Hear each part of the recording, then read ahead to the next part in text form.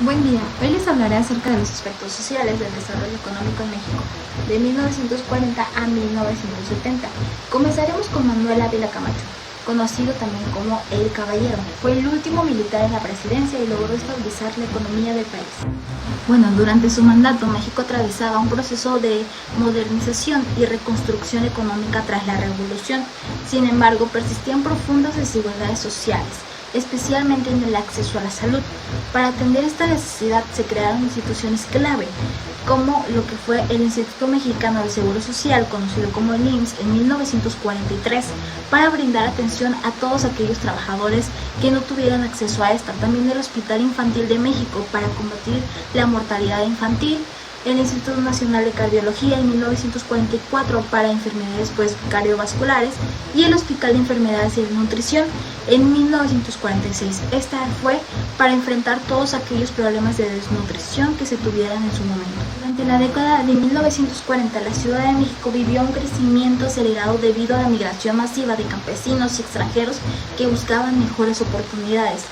En sus lugares de origen, los recursos económicos no llegaban o eran insuficientes, lo que los llevó a que tomaran esta decisión de trasladarse hacia la ciudad con esperanza de mejorar su calidad de vida.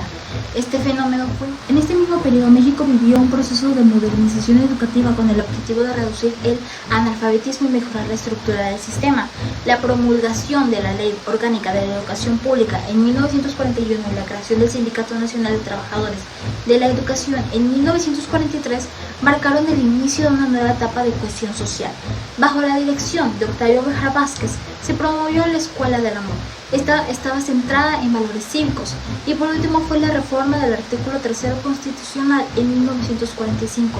Este eliminó la educación socialista con la que se había trabajado en el gobierno de Lázaro Cárdenas y estableció una educación integral y científica, promoviendo la intervención estatal de la regulación de las instituciones privadas. Entramos al último sector de este sexenio, que fue la alimentación. En 1944 se instauró el programa de abasto social de leche como parte de un esfuerzo por mejorar la nutrición de las poblaciones más vulnerables que estaban en el país. Este programa arrancó con la inauguración de la primera lechería de la empresa pública nacional distribuidora y reguladora.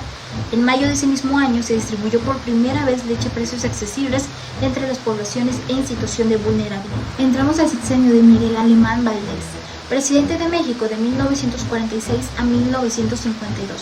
Centró su gobierno en el proceso económico bajo un modelo capitalista. Su objetivo fue industrializar el país, promoviendo la inversión privada y la llegada de capital extranjero. En 1952 se inauguró el Hospital La Raza. Este fue el primer hospital de especialidades del IMSS, mejorando el acceso a atención médica especializada. También se construyó la sede central del IMSS en el Paseo de la Reforma y varios hospitales como el Gia González y dos para la tuberculosis. Uno estaba en Perote y el otro en Guadalajara. Además, se implementaron el acceso gratuito a los rayos X para detectar la tuberculosis en sus primeros. Durante su mandato se modificó el artículo 27 constitucional para ampliar la propiedad privada y se impulsaron programas de vivienda popular para abordar la escasez habitacional en áreas urbanas, destacándose proyectos como Ciudad Satélite y los multifamiliares Juárez y Alemán. También se mejoró la infraestructura urbana, incluyendo el suministro de agua, electricidad y saneamiento en las ciudades. Estas iniciativas no solamente mejoraron las condiciones de vida, sino que también promovieron la modernización, el desarrollo económico y la estabilidad social en México. Durante su mandato se reformó el artículo 3 de la Constitución para garantizar una educación laica, gratuita y nacionalista. Se impulsaron campañas contra el analfabetismo y se construyeron escuelas en diferentes partes del país. Además, se crearon instituciones clave como el Comité Administrador del Programa Federal de Construcciones de Escuelas y el Instituto Nacional de Bellas Artes. En 1952 se inauguró la Ciudad Universitaria, sede principal de la UNAM, como parte de la expansión y modernización del sistema educativo mexicano. A pesar de los esfuerzos por modernizar la agricultura, la distribución equitativa de los alimentos no se logró plenamente. Las zonas rurales continuaron enfrentando desafíos en términos de acceso y calidad de alimentos, y ellos continuaron con sus alimentos tradicionales desde hace décadas, mientras que las áreas urbanas, especialmente entre las clases medias y altas, experimentaron una diversificación en su dieta, teniendo acceso a muchísima variedad de estos productos. Llegamos al gobierno de Adolfo Ruiz Cortines. Cuando él tomó el poder, México se encontraba ya en esa transición de la modernización. Aún había desigualdad, pero ya no era tan notoria como antes. Una de las primeras instituciones que construyó fue el Centro Hospitalitario 20 de noviembre del ISSSTE, aumentando la sanidad pública, además de que expandió los servicios y beneficios del IMSS y amplió sus actividades dedicadas al bienestar de los trabajadores y sus familiares, con lo cual se duplicó el número de derechohabientes más allá de los servicios médicos y hospitalarios. Para atender a la demanda de habitación popular, se creó el Instituto Nacional de la Vivienda. La creciente urbanización y el aumento de la población en las ciudades generaron una demanda creciente de viviendas adecuadas. En respuesta, se implementaron programas de construcción de viviendas populares y se promovieron políticas de financiamiento para facilitar el acceso a la vivienda. Estos programas no solo proporcionaron las habitaciones para estas personas, sino que también generaron empleos y se estimuló la economía local a través de la construcción. Durante su mandato se impulsaron importantes cambios en el sector educativo, como lo que fue la construcción de las 90 escuelas y el fomento de la educación politécnica y universitaria, además de que el gasto en la educación aumentó, con un enfoque en subsidios a universidades y en mejorar los salarios de los maestros.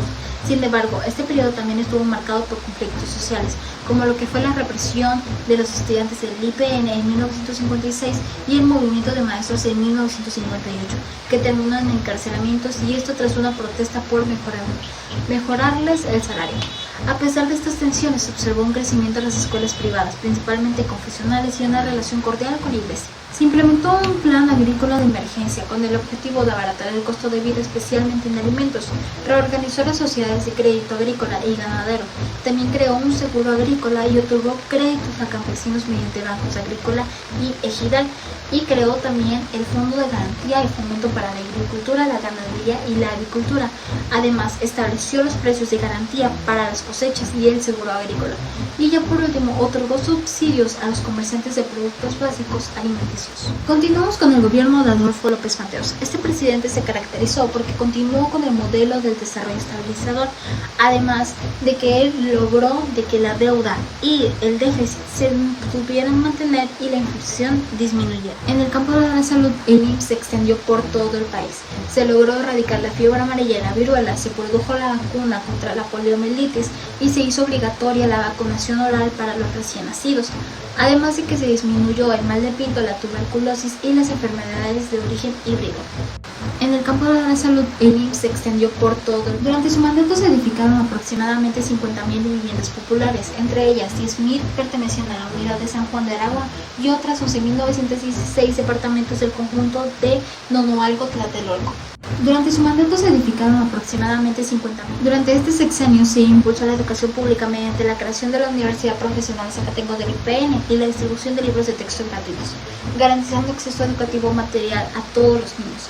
Se implementó también el plan de 11 años, que era para garantizar la educación primaria, alcanzando una mayor cobertura en el país, con la distribución de más de 112 millones de libros y cuadernos de trabajo. Además, se introdujeron desayunos escolares y se invirtió en apoyos educativos para la educación normal y la capacitación laboral. Entre 1958 y 1962 se realizaron las primeras encuestas nutricionales en México, lo que permitió obtener datos acerca del estado nutricional de la población y crear políticas públicas efectivas. En 1961, López Mateos fundó la CONASUPO para garantizar el abasto y distribución de alimentos básicos a precios accesibles, especialmente en las zonas rurales, contribuyendo a la estabilidad de precios de productos esenciales en todo el país.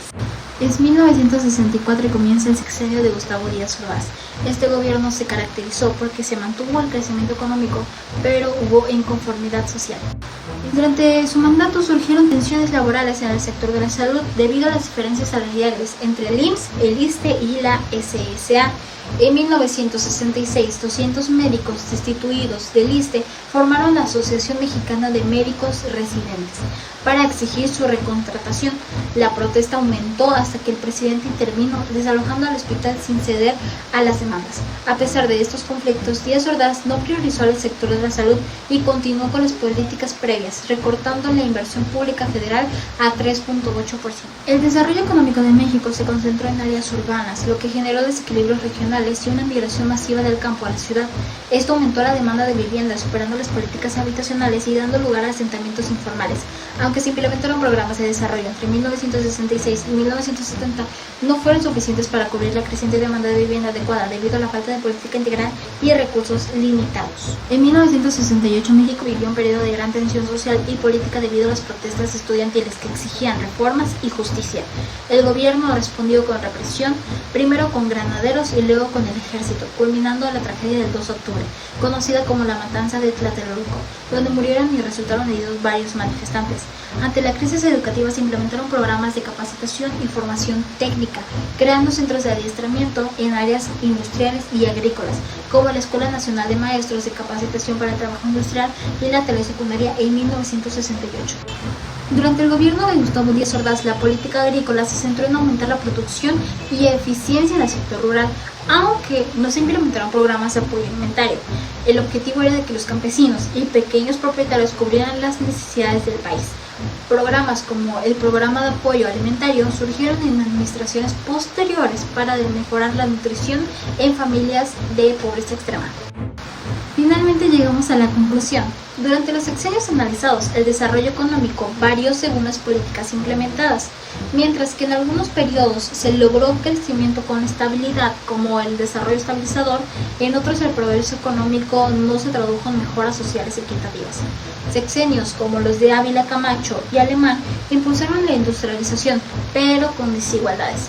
Ruiz Cortines, por su parte, mantuvo un buen gobierno centrándose más en el desarrollo económico, y López Mateos y Díaz Ordaz expandió la seguridad social y la educación, aunque la represión social marcó su legado. En general, se puede decir que el desarrollo económico fue constante, pero la falta de equidad social y las crisis posteriores evidenciaron las limitaciones de cada modelo.